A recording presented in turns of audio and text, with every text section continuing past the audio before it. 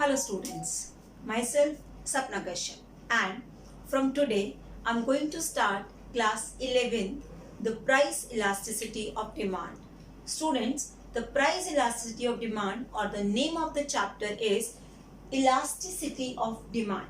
So before we start with the numericals of this chapter, I'm going to teach you the meaning and the topics which are there in the syllabus of class 11 CBSE. So first of all is what is the elasticity of demand? The term elasticity of demand means the change in quantity demanded due to the other factors. Those factors can be anything. The factor can be income, the factors can be substitute goods, a complementary good, price or anything else. So when the demand of a product changes because of change in other factors, this is called elasticity of demand. But in class 11th in CBSE, in our syllabus, there is only one type of elasticity of demand is there, which is known as price elasticity of demand. Now why I have written here ED? ED, the elasticity of demand stands for ED. We'll write in a short form which is known as ED, elasticity of demand. So in our syllabus, I'm going to teach you elasticity of demand. अब ये price elasticity of demand क्या होती है? Price elasticity of demand का जो formula है वो है percentage change in quantity demanded divided by percentage change in price. But ये formula करने से पहले हम एक definition पढ़ते हैं. The price elasticity of demand means the responsiveness of change in demand due to percentage change in price. Means किसी भी प्रोडक्ट के जितना परसेंट प्राइस में चेंज हुआ है उसके कारण डिमांड में कितना परसेंट चेंज हुआ वो उसकी प्राइस इलास्टिसिटी ऑफ डिमांड है. इसे कैलकुलेट करने के हमारे पास ये मेथड है. The numericals of price elasticity of demands are very important. So normally 3 markers और 4 markers are asked in exam. हमें एक 3-4 नंबर का क्वेश्चन पेपर में पक्का आता है, तो उसे समझना बहुत अच्छे से जरूरी है.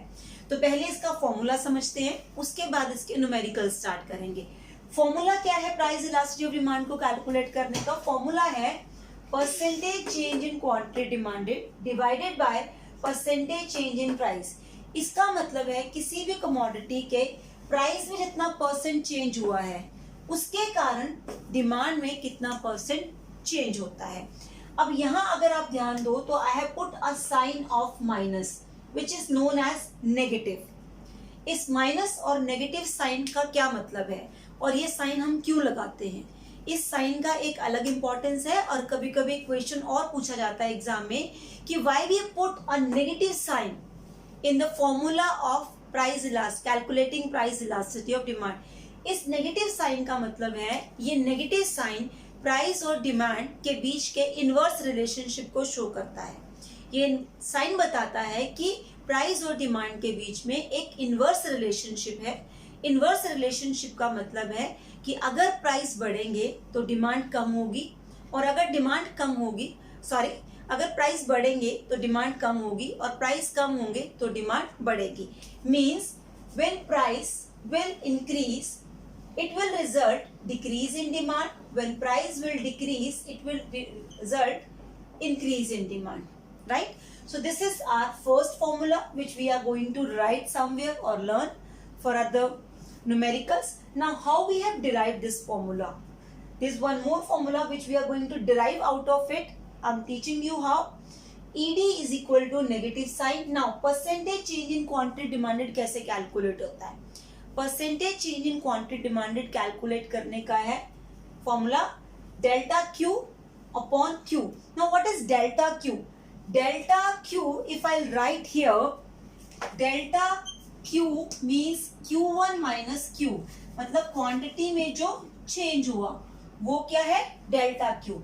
Q1 minus Q, delta Q upon original quantity into 100 divided by delta P upon P into 100. अब ये डेल्टा P कैसे आया? सेम वही Q delta P is equal to P1 minus P means change in price of a commodity. Now what I did, I'm writing here delta Q upon Q. 100 we can cancel. आपने maths में पढ़ा होगा. So delta P upon P into 100. Now how I calculate delta P? Same way, P1 minus P. मतलब कि नए price में से पुराने प्राइस को माइनस करके 100 से कैंसिल हो गया. अब मेरे पास फॉर्मूला बचा डेल्टा क्यू अपॉन, अगर मैं यहां से यहां आऊं तो delta Q upon Q into delta P upon P. आपको पता होगा बेटा, जब कोई चीज डिनोमिनेटर से न्यूमिनेटर में जाती है तो वो उल्टी हो जाती है. तो अब ये जो चीज डिनोमिनेटर में है, यहाँ पर डेल्टा पी अपॉन पी था, जब मैं इसको मल्टीप्लाई में डिवाइड था पहले, मल्टीप्लाई में ऊपर लेके आई तो ये पी अपॉन डेल्टा पी बन गया. Again I will explain this thing.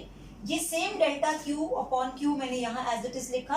अब ये जो इसके डिवीजन में था डेल्टा पी अपॉन पी, जब इसे मल्टीप्लाई में करेंगे तो न्यूमिनेटर डिनोमिनेटर में और डिनोमिनेटर न्यूमिनेटर में कन्वर्ट हो जाएगा. तो ये बन जाएगा पी अपॉन डेल्टा पी.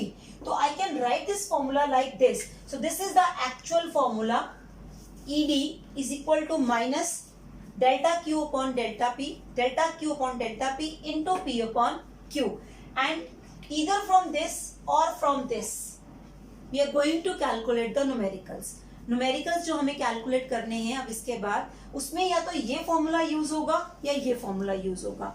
मैं एक बार इसको बोर्ड पे फिर से क्लीन करके लिख देती हूँ, आप इसे नोट डाउन कर लो और उसके बाद हम न्यूमेरिकल स्टार्ट करते हैं. So you just noted these two formulas. इन दोनों को आप एक बार लिख लीजिए, फिर हम इसके बाद न्यूमेरिकल स्टार्ट करते हैं. एक फॉर्मूला है ED is equal to negative minus percentage change in QD means quantity demanded divided by percentage change in price.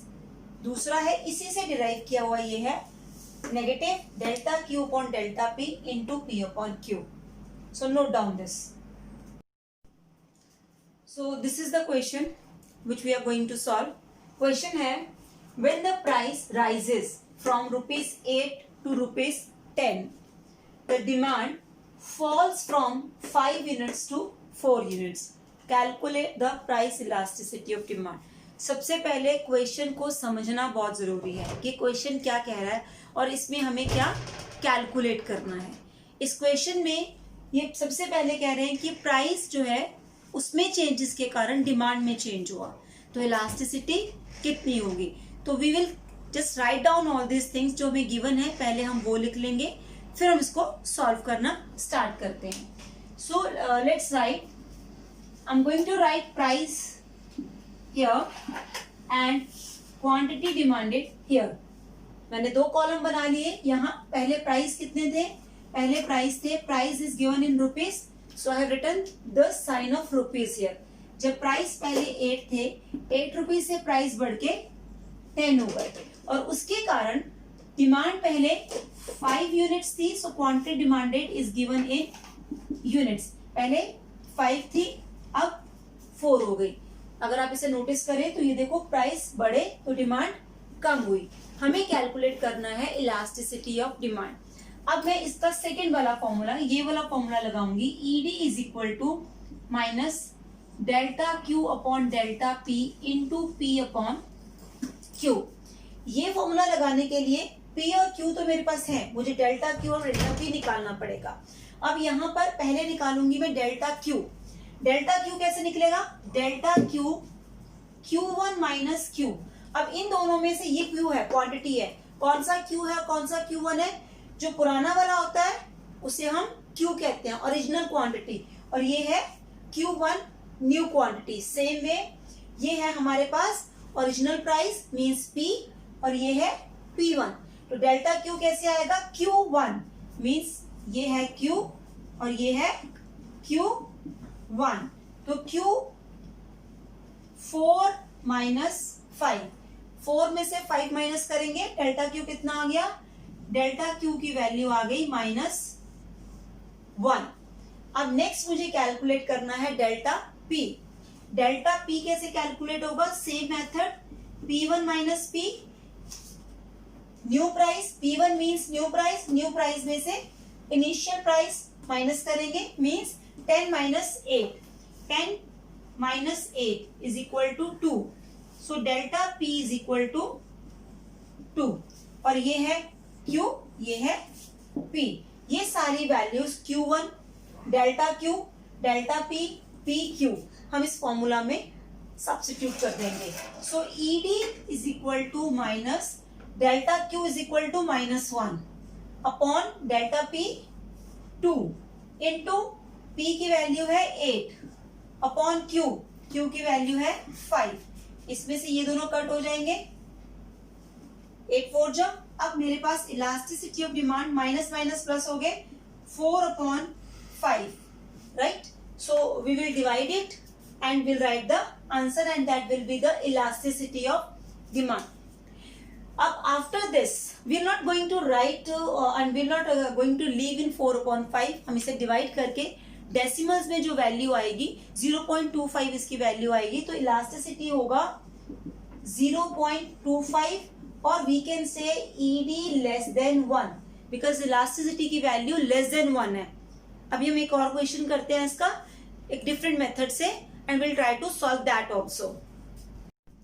So this is second question. What question says? Question में given है when the price of sugar is ₹5 per kg.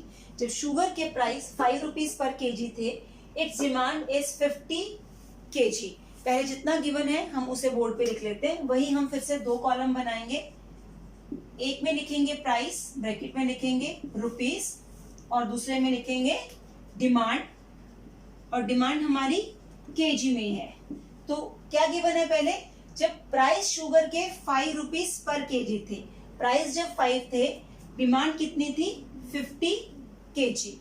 अब आगे ये कहता है when the price rises by 5 पर KG. अब ये वाला टर्म थोड़ा सा कंफ्यूजिंग है, यहाँ कह रहे हैं जब प्राइस राइजेस बाय 5 रुपीज 5 पर केजी, प्राइस जो है शुगर के 5 रुपए और बढ़ गए, 5 रुपीज पहले ही थे, 5 रुपीज और बढ़ गए, तो 5 + 5, अब शुगर के प्राइस कितने हो गए 10।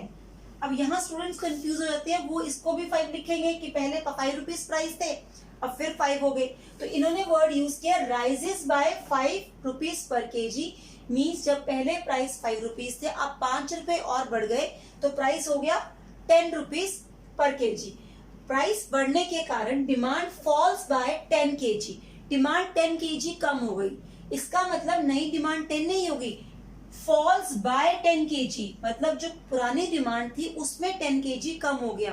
तो हमारी प्रीवियस डिमांड कितनी थी 50 केजी, तो न्यू डिमांड कितनी हो गई हमारी 50 - 10 40 केजी। अब हमारे पास ये एक टेबुलर फॉर्म में गिवन है कि जब प्राइस 5 थे, डिमांड 50 केजी थी, प्राइस बढ़ के 10 हो गए, डिमांड कम होके 40 केजी होगी। हमें निकालना है इलास्टिसिटी ऑफ डिमांड। फॉर्मूला वही सेम रहेगा, ED is equal to minus delta Q upon delta P into P upon Q। फिर से वही सब निकालेंगे। डेल्टा Q कैसे निकालते हैं, डेल्टा Q निकलता है Q1 माइनस Q, मीन्स नया क्वांटिटी माइनस पुरानी क्वांटिटी। वो तो पहले दिया था, डिमांड कितनी कम हो गई थी 40 - 50, means falls by 10 KG minus 10 KG, fall हुई है इसलिए -10 केजी, और प्राइस डेल्टा P कितने हो गए 10 - 5 मीन्स 5 रुपीज 5। अब ये सारी वैल्यूज इस फॉर्मूला में डालेंगे, ED is equal to delta Q आ गया -10, डेल्टा P आ गया 5, प्राइस है ओरिजिनल प्राइस कितना है 5, ओरिजिनल क्वांटिटी कितनी है 50। अब इसमें से जो कैंसिल होता है उसे हम कैंसिल कर देंगे, ये माइनस माइनस 2 माइनस है, ये दोनों नेगेटिव साइन पॉजिटिव हो जाएंगे। अब मेरे पास बचा 1/5, 1/5 मीन्स 0.2, तो इलास्टिसिटी ऑफ डिमांड आ गई 0.2, और we can say ED less than 1। You can note down this question, एक बार इसे नोट डाउन कर लीजिए, और मैं एक बार फिर से समझा देती हूँ जल्दी से। क्वेश्चन समझना बहुत जरूरी है, अगर क्वेश्चन गलत नोट डाउन किया या उसकी वैल्यूज गलत लिखी तो आंसर ऑब्वियसली गलत आएगा। Price of the sugar was ₹5 kg, जब शुगर के प्राइस 5 रुपीज पर केजी थे, डिमांड उसकी 50 केजी थी, प्राइस 5 रुपीज बढ़ गए, राइजेस बाय 5 रुपए बढ़ गए, तो 5 + 5 10 हो गए, तो डिमांड 10 kg कम हो गई, मतलब -10 हो गई, 40 हो गई। उसके बाद हम फॉर्मूला लगाएंगे ED is equal to minus delta Q upon delta P into P upon Q। Delta Q की वैल्यू कैसे निकलती है? डेल्टा Q की वैल्यू लिख लेगी Q1 minus Q, Q1 minus Q मतलब 40 माइनस 50 10 kg, और डेल्टा P आ गया 10 माइनस 5 रुपीज 5। ये सारी वैल्यूज यहां डाली and we get the answer which is elastic demand is -2 और ED is less than 1 in this question. Students, next question is question number 3 और the example जो मैं आपको एक और example दे रही हूँ वो question number 3 है। Question number 3 कहता है when the price of commodity falls by 80%। पहले तो मैं इस क्वेश्चन को स्टार्ट करने से पहले मैं आपको ये समझा दूं कि इसमें अब हमारा delta Q upon delta P into P upon Q वाला फॉर्मूला नहीं लगेगा। इसमें दूसरा फॉर्मूला लगेगा which is ED is equal to percentage change in quantity demanded upon percentage change in price. हमें ये भी देखना जरूरी है, हमें दोनों फॉर्मूलाज को अपने दिमाग में रखना है कि दोनों में से कोई भी फॉर्मूला लग सकता है। अब पहले हम देखेंगे क्वेश्चन में गिवन क्या है, उसके बाद हम डिसाइड करेंगे कि यहाँ कौन सा वाला फॉर्मूला पुट होगा। तो क्वेश्चन है when price of commodity falls by 80%। Price कितना फॉल हुआ? 80%। The quantity demanded of its increase by 100%। दोनों चीजें ही परसेंटेज में गिवन है, तो डायरेक्ट फॉर्मूला निकाल के लगा के डायरेक्ट आंसर आ जाएगा। देखिए कैसे, formula is ED is equal to minus percentage change in quantity demanded upon percentage, this triangle stands for change in price. I'll put the values. So percentage change in quantity demanded कितना है? 100% upon price कितना है? 80%। Percent cut हो जाएगा, will cut it, ED minus 100 upon 80, 0 से 0 cut हो गया। अब 4, 5. So 5 divided by 4, ED is equal to 5 divided by 4. So elasticity of demand will be 1.2, or I can say ED greater than 1. अब देखिए यहाँ negative sign था, मैंने यहाँ नेगेटिव साइन नहीं लगाया बिकॉज नेगेटिव साइन ब्रैकेट में था। इलास्टिसिटी को कभी भी हम नेगेटिव में नहीं दिखाते, या तो अगर आंसर नेगेटिव में आता है, you can note down this, अगर आंसर नेगेटिव में आएगा तो हम नेगेटिव नेगेटिव पॉजिटिव कर देंगे, और अगर आंसर पॉजिटिव में है तो उस नेगेटिव को इग्नोर कर देंगे। स्टूडेंट्स, ये इलास्टिसिटी ऑफ डिमांड समझना बहुत जरूरी है। ये इसके कुछ क्वेश्चंस हैं, मैं आपको कुछ और क्वेश्चंस भी प्रैक्टिस करवाऊंगी, लेकिन तब तक आप पहले इन क्वेश्चन के बेसिस पे अपनी बुक्स ओपन करके कुछ क्वेश्चंस को सॉल्व करना स्टार्ट करो। And if you start facing doubts कि तुम्हें लगता है कि तुमसे नहीं हो रहे हैं, देन स्टार्ट मैसेजिंग मी, मुझे बताओ क्या समझ में नहीं आ रहा है, and I will give you the solutions also. So thank you, and note down this formula also. Thank you students.